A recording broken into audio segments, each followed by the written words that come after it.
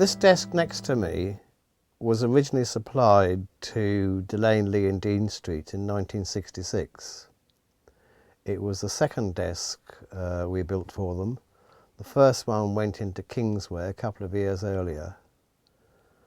Dave Siddle, who ran Kingsway, was very pleased with it, and then Delane Lee decided to build a huge studio and dubbing theatre in Dean Street in London, and Dave wanted a bigger and much more sophisticated desk.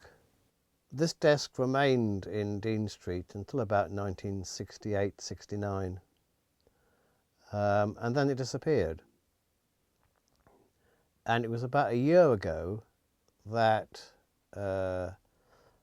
my PA discovered some pictures on the internet of this desk, and she made some inquiries, and we discovered that it had been round several studios in London and finished up being owned by a postman in Swindon.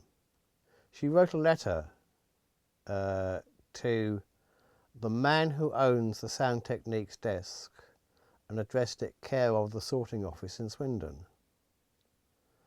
By an amazing coincidence, Dave, who owned the desk, was on duty that day, and he saw this letter going past saying to the owner of the Sound Techniques desk, and that's how we got in touch.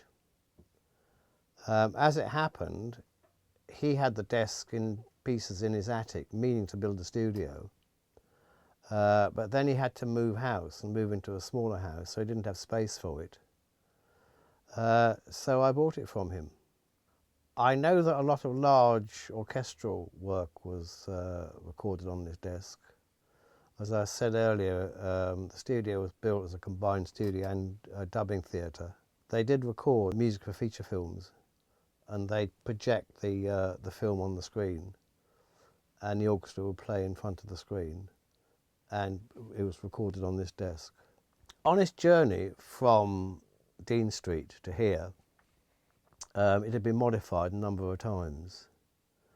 Some of the modifications made sense, some I didn't understand at all.